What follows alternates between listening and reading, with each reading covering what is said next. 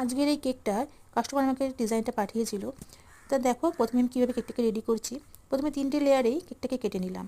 তারপর কেকের বেডগুলোকে sugar syrup দিয়ে ময়েস্ট করে নিলাম, আর তার উপরে দিয়ে দিলাম চকলেট গানাশ। এরপরে ক্রিমের মধ্যে কিছুটা চকলেট মিশিয়ে গানাশ মিশিয়ে আবার সেই ক্রিমটাকে কেকের উপরে দিয়ে নিলাম, আর ক্রিমের উপরে আবার দিয়ে দিলাম চকলেট গানাশ, আর তার উপরে দিয়ে দিলাম কিছু চকো চিপস, যাতে কেকটা পুরো চকলেটি চকলেটি লাগে। এরপর 3টে লেয়ারকে পরপর রেখে কেকটাকে আমি ক্রাম কোটিং করে নিলাম। এরপরে কেকের উপরে দিয়ে দিলাম কিছুটা হালকা গরম করা চকলেট গানাশ, আর ঘরে কিছু টপার তৈরি করে নিয়েছিলাম, সেই টপারগুলো সাজিয়ে দিলাম কেকের উপরে, আর দিয়ে দিলাম একটু চেরি। তো বন্ধুরা, তোমরা দেখে বলো কেকটা বানানো কেমন হয়েছে, আর যদি ভালো লাগে একটা লাইক করো, এক কমেন্টস করো, আর যদি আমার চ্যানেলটা তোমাদের ভালো লেগে থাকে প্লিজ একটা সাবস্ক্রাইব করে দিও।